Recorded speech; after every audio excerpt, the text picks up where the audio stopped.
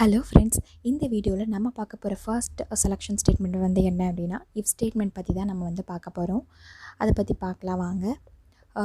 If statement அப்படின்னு சொல்லி பார்த்திங்கன்னா இந்த ஸ்டேட்மெண்ட்டை நம்ம வந்து ப்ரோக்ராமில் எங்கே யூஸ் பண்ணுவோம் அப்படின்னா எங்கெல்லாம் வந்து சில நேரத்தில் வந்து கண்டிஷனை பொறுத்து நமக்கு வந்து சில அவுட்புட் எக்ஸிக்யூஷன் வந்து மாறணுமோ அந்த மாதிரி இடத்துலலாம் வந்து இந்த மாதிரி இதை வந்து இஃப் ஸ்டேட்மெண்ட்டை வந்து யூஸ் பண்ணுவோம். ஸோ வந்து சப்போஸ் இப்போ நான் கூட இஃப் கண்டிஷனில் ஒரு கண்டிஷன் வந்து கொடுத்துருப்பேன். அந்த கண்டிஷன் வந்து ட்ரூவாக இருந்துச்சு அப்படின்னா வந்து அந்த இஃப் பிளாக்குள்ளே நான் வந்து என்னென்ன கோடெல்லாம் கொடுத்துருக்கனோ அந்த ஸ்டேட்மெண்ட் எல்லாமே எனக்கு வந்து எக்ஸிக்யூட் ஆகும். அதுதான் வந்து பார்த்திங்கன்னா இஃப் ஸ்டேட்மெண்ட். அதோட சின்டெக்ஸ் வந்து பார்த்திங்கன்னா இங்கே நான் வந்து உங்களுக்கு காமிச்சிருக்கேன். இஃப் அப்படிங்கிற இந்த கீவேர்டு யூஸ் பண்ணிவிட்டு அதுக்கப்புறமாட்டிக்கு நம்ம கண்டிஷன் சொன்னேன் இல்லையா. ஸோ மோஸ்ட்லி வந்து செலெக்ஷன் ஸ்டேட்மெண்ட்டில் யூஸ் பண்ணக்கூடிய கண்டிஷன்ஸ் எல்லாமே வந்து பூலியன் எக்ஸ்பிரஷன் தான் நான் வந்து போன வீடியோலேயே வந்து சொல்லியிருப்பேன்.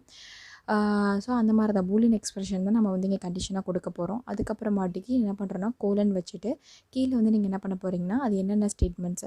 ஸோ சப்போஸ் இந்த கண்டிஷன் இந்த பூலியன் எக்ஸ்பிரஷனில் இருக்கக்கூடிய கண்டிஷன் வந்து ட்ரூ ஆனால் என்னென்ன ஸ்டேட்மெண்ட்ஸ்லாம் எக்ஸிக்யூட் ஆகணுமோ அது எல்லாத்தையும் நீங்கள் இந்த இடத்துல வந்து கொடுத்துக்கலாம். ஆனால் மெயினாக வந்து பார்த்திங்க அப்படின்னா வந்து இந்த இடத்துல வந்து இன்டென்டேஷன் அப்படிங்கிறது ரொம்ப ரொம்ப முக்கியம்.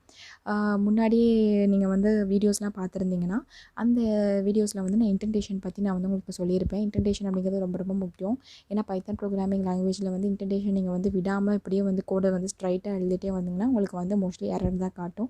ஸோ இந்த மாதிரி if statement, selection statement, looping statements எல்லாத்துலேயுமே இன்டென்டேஷன் அப்படிங்கிறது ரொம்ப ரொம்ப முக்கியம். ஸோ இதோட சின்டெக்ஸ் நான் இப்போ காமிச்சிருக்கேன். நம்ம ப்ராக்டிக்கலாக ஒரு தடவை பண்ணி பார்க்கலாம், இன்னும் கொஞ்சம் உங்களுக்கு ஈஸியாக புரியும். ஃபஸ்ட்டு என்ன அப்படின்னா வந்து இஃப் அப்படிங்கிற அந்த கீவேர்டை வந்து நம்ம வந்து எழுதிக்கிறோம். பாருங்கள், இஃப் அப்படிங்கிற அந்த கீவேர்டை வந்து எழுதிட்டு உள்ளே வந்து ஏதோ ஒரு பூலியன் எக்ஸ்பிரஷன் நம்ம வந்து கொடுக்குறோம். இப்போ வந்து பூலியன் எக்ஸ்பிரஷன் நான் வந்து கொடுக்குறதுக்கு நான் வந்து சாம்பிளுக்கு அதுக்கு முன்னாடி என்ன பண்ணுறேன்னா ஒரு வேரியபிளில் நான் வந்து ஒரு வேல்யூ வந்து ஸ்டோர் பண்ணி வைக்கிறேன். ஸோ VAR அப்படின்னு சொல்லிட்டு ஒரு வேரியபிளில் என்ன பண்ணுறேன்னா 5 அப்படிங்கிற வேல்யூவை ஸ்டோர் பண்ணி வச்சுட்டேன். இப்போ இஃப் ஸ்டேட்மெண்ட் அதுக்கு வந்து யூஸ் பண்ண போகிறேன். என்ன அப்படின்னா வந்து இந்த இது வந்து ஆட் நம்பரா ஈவன் நம்பரா அப்படிங்கிறத நான் வந்து கண்டுபிடிக்க போகிறேன். அதுக்கு வந்து நான் வந்து என்ன பண்ணுறேன் அப்படின்னா வந்து இஃப் கண்டிஷனில் இங்கே வந்து பூலியன் எக்ஸ்பிரஷன் கொடுக்கணுமா. ஸோ என்ன பண்ணுறேன்னா வேரியபிள் வந்து மோஸ்ட்லி வந்து பார்த்திங்கன்னா ஒரு நம்பர் வந்து ஆடா ஈவனா அப்படின்னு சொல்லி கண்டுபிடிக்கிறதுக்கு என்ன பண்ணுவாங்கன்னா மாடுலோ ஆப்ரேட்டர் தான் நம்ம வந்து யூஸ் பண்ணுவோம். மாடுலோன்னா உங்களுக்கு என்ன வரும்னா ரிமைண்டர் வந்து 1 வந்துச்சு அப்படின்னா வந்து அது வந்து ஆடாக இருக்கும். இல்லை ரிமைண்டர் வந்து உங்களுக்கு வந்து 0வாக இருந்துச்சுன்னா அது வந்து ஈவன் நம்பர் அப்படின்னு சொல்லி உங்களுக்கு ஈஸியாக கண்டுபிடிச்சிடலாம். ஸோ அதனால் என்ன பண்ணால் மாடுலோ ஆப்ரேட்டர் யூஸ் பண்ணுறதுக்காக நான் பெர்சன்டேஜ் சிம்பிள் யூஸ் பண்ணுறேன். ஸோ அந்த வேரியபிள் வந்து மாடுலோ 2. அப்போ வந்து உங்களுக்கு ரிமைண்டர் வந்து கிடைக்கும். ஸோ ரிமைண்டர் வந்து எதர் 1ன்னு வரலாம், இல்லைனா வந்து பார்த்தீங்கன்னா 0ன்னு சொல்லி வரலாம்.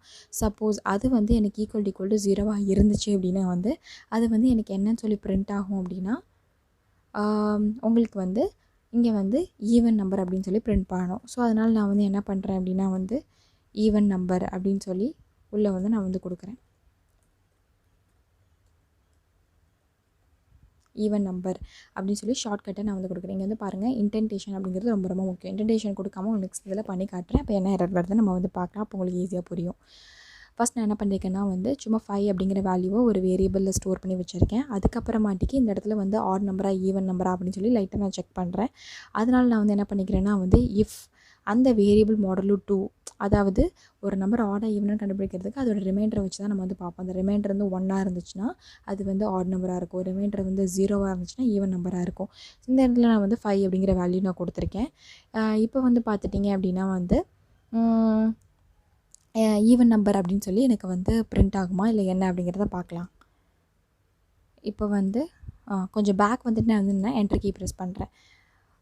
இப்போ வந்து பார்த்திங்க அப்படின்னா வந்து உங்களுக்கு எந்த அவுட்புட்டுமே வரல. ஏன் எந்த அவுட்புட்டுமே வரலன்னு சொல்லி வந்து பார்த்திங்கன்னா ஏன்னா வந்து இந்த 5 அப்படிங்கிறது வந்து ஆட் நம்பர்னு நமக்கு தெரியும். ஸோ 5 மாடலு 2ன்னு சொல்லி போட்டிங்கன்னா 2 2s are 4, ரிமைண்டர் வந்து 1ன்னு வரும். ஸோ இஸ் ஈக்குவல் டு 0வாக இருந்தால் மட்டும் தான் ஈவன் நம்பராக பிரிண்ட் ஆகும். ஆனால் வந்து இங்கே நம்மக்கிட்ட 5ங்கிறது ஆடுக்கு நம்ம எந்த கோடுமே எழுதலை. அதனால் நமக்கு எதுவுமே அவுட்புட் வராமல் ஒரு பிளாங்க் ஸ்பேஸாக மட்டும்தான் இருக்குது.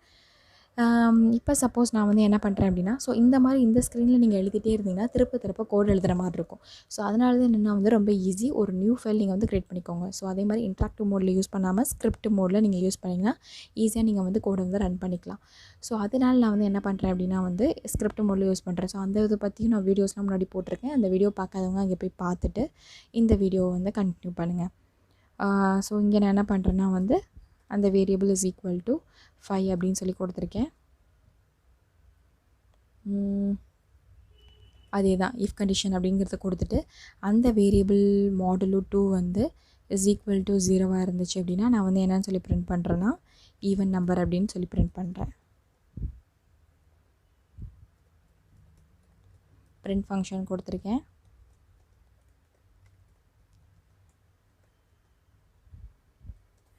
ஓகே, இப்போ வந்து பார்த்திங்கன்னா வந்து உங்களுக்கு வந்து கரெக்டாக வந்துருச்சு. அங்கே பண்ண கோடு தான் இங்கேயும் பண்ணியிருக்கேன். ஃபஸ்ட் நான் அந்த ஃபைலை வந்து சேவ் பண்ணி வச்சுக்கிறேன். அப்போ தான் உங்களால் ரன் பண்ண முடியும். ஆட் ஈவன் செக்னால ஆட் ஈவன் அப்படின்னு சொல்லிட்டு .py எக்ஸ்டென்ஷனில் சேவ் பண்ணி வச்சுட்டேன். இப்போ ரன் பண்ணுறதுக்கு நம்ம என்ன பண்ணலாம், இங்கே ரன் மாடல் கொடுத்துக்கலாம், இல்லை டேரெக்டாக F5 நான் ப்ரெஸ் பண்ணிக்கிறேன். ஸோ அப்போ வந்து பார்த்திங்கன்னா உங்களுக்கு எந்த கோடுமே ரன் ஆகலை.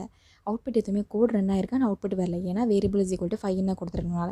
இப்போ இதே வேரியபிளோட வேல்யூ வந்து நான் 6ன்னு சொல்லி மாற்றுறேன். ஸோ 6 அப்படிங்கிற வேல்யூ அந்த வேரியபிளில் போட்டுட்டு இப்போ வந்து பார்த்திங்கன்னா இந்த கோடு வந்து ரன் ஆகுமா அப்படின்னு சொல்லி வந்து பார்த்திங்கன்னா இந்த கோடு வந்து என்ன ஆகுதுன்னு பார்க்கலாம். ரன் மாடல்லாம் கொடுக்குறேன். இங்கே வந்து பார்த்திங்கன்னா ஈவன் நம்பர்னு பிரிண்ட் ஆகுது. அப்போ உங்களுக்கு வந்து இதை இப்போ புரியும்னு நினைக்கிறேன். அதாவது நான் வந்து இஃப் கண்டிஷன் வந்து என்ன எதுக்காண்டி பர்பஸ் அப்படின்னு சொல்லி வந்து பார்த்திங்கன்னா, எப்போ இங்கே கொடுத்துருக்க கண்டிஷன் வந்து சாட்டிஸ்ஃபை ஆகுதோ அப்போ தான் நீங்கள் என்ன பண்ணணும்னா இந்த இஃப் கண்டிஷனுக்கு உள்ளே கொடுத்துருக்க ஸ்டேட்மெண்ட்ஸ் வந்து எனக்கு எக்ஸிக்யூட் ஆகி இந்த மாதிரி அவுட்புட் வரணும் அப்படிங்கிறது தான் இதோடது. சப்போஸ் இதில் முன்னாடி நான் 5ன்னு கொடுத்துருக்கப்ப இங்கே எந்த அவுட்புட்டுமே வரல. எதனால் அப்படின்னா வந்து இங்கே கொடுத்துருக்க கண்டிஷன் வந்து ஃபால்ஸ் ஆயிடுச்சு. ஸோ கண்டிஷன் ஃபால்ஸ் ஆச்சு அப்படின்னா வந்து அதுக்குள்ளே போகாது, அதை விட்டுட்டு அடுத்த லைனுக்கு வந்துடும். இந்த கண்டிஷன் வந்து ட்ரூவாக இருக்கனால எனக்கு என்ன உள்ளே போயிட்டு உள்ளே என்ன கொடுத்துருக்காங்க, பிரிண்ட் ஈவன் நம்பர்னு கொடுத்துருக்காங்க. அதனால் எனக்கு என்ன பண்ணுதுன்னா ஈவன் நம்பர் அப்படின்னு சொல்லி பிரிண்ட் ஆகுது. இதுதான் வந்து பார்த்திங்கன்னா இஃப் ஸ்டேட்மெண்ட்டோட சின்டாக்ஸ். அந்த எக்ஸாம்பிள் நம்ம பார்த்தோம். இப்போ ஃப்ளோ சார்ட் வந்து பார்த்தா இன்னும் கொஞ்சம் ஒரு பெட்டர் ஐடியா உங்களுக்கு கிடைக்கலாம். இப்போ என்ன வந்து இது வந்து ப்ரோக்ராம் ஸ்டேட்மெண்ட்டில் முன்னாடி இருக்கிறது எக்ஸிக்யூட் பண்ணிட்டே வருதுன்னு வச்சுக்கோங்க. ஸோ எப்போ இந்த பூலியன் எக்ஸ்பிரஷன் வந்து பார்க்குதோ, அந்த கண்டிஷனை பார்க்குதோ, அந்த கண்டிஷன் ட்ரூவாக இருந்தால் தான் எனக்கு என்ன பண்ணணும்னா உள்ளே போயிட்டு அந்த ஸ்டேட்மெண்ட்ஸ் எல்லாத்தையும் எக்ஸிக்யூட் பண்ணிவிட்டு வெளியே வந்துடும். சப்போஸ் அந்த கண்டிஷன் ஃபால்ஸ் ஆச்சுன்னா என்ன பண்ணோம் அப்படின்னா வந்து அந்த ஸ்டேட்மெண்ட்டில் எக்ஸிக்யூட் ஆகாது, ஆட்டோமேட்டிக்காக அதுக்கு அடுத்த லைனுக்கு போய் எனக்கு அந்த ஸ்டேட்மெண்ட்டை வந்து எக்ஸிக்யூட் பண்ண ஆரம்பிச்சிடும். ஓகேவா? ஓகே, இப்போ நான் இதிலே வந்து என்ன பண்ணுறேன் அப்படின்னா வந்துட்டு இந்த இடத்துல நான் இன்டென்டேஷனாக ரிமூவ் பண்ணிவிட்டு இப்படி கொடுத்துருக்கேன். இப்போ ரன் மாடல் கொடுத்தா என்ன வருதுன்னு பாருங்கள். ஓகே, சேவ் பண்ணிக்கலாம்.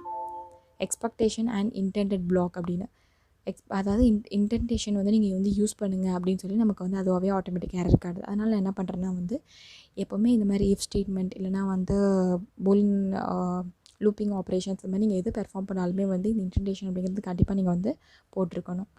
இப்போ வந்து இன்டென்டேஷன் வந்து நான் வந்து எடுத்துட்டேன், கரெக்டாக வந்து ஸ்பேஸ் கொடுத்துருக்கேன். இப்போ நான் வந்து ரன் பண்ணுறப்ப வந்து பார்த்திங்கன்னா ஆட்டோமேட்டிக்காக உங்களுக்கு அவுட்புட் வந்து கரெக்டாக வருது. ஸோ இன்டென்டேஷன் அப்படிங்கிறது ரொம்ப ரொம்ப முக்கியம். இவ்வளோ தாங்க இஃப் ஸ்டேட்மெண்ட் அப்படிங்கிறத பற்றி. நெக்ஸ்ட் வீடியோவில் வந்து இஃப் எல்ஸ் ஸ்டேட்மெண்ட் பற்றி பார்க்க போகிறோம். ஸோ அந்த வீடியோ பார்க்கறதுக்கு முன்னாடி நம்ம சேனல் இது வரைக்கும் சப்ஸ்கிரைப் பண்ணாதவங்க கீழே சப்ஸ்கிரைப் பட்டன் இருக்கும், அதை மறக்காமல் கிளிக் பண்ணுங்கள். அப்படியே பக்கத்தில் பெல் நோட்டிஃபிகேஷன் ஐக்கான் இருக்கும், அதையும் கிளிக் பண்ணுங்கள். அப்போ தான் உங்களுக்கு நோட்டிஃபிகேஷன்ஸ் காட்டும் ஃபர்தராக அந்த வீடியோஸ் அப்லோட் பண்ணுறப்ப. அதே மாதிரி உங்கள் ஃப்ரெண்ட்ஸ்க்கெலாம் வந்து நம்ம சேனலை வந்து ஷேர் பண்ணுங்கள் உங்களுக்கு பிடிச்சிருந்துச்சுன்னா. அதே கீழே வந்து கமெண்ட்ஸ் வந்து நீங்கள் மென்ஷன் பண்ணுங்கள். So please subscribe and support us friends.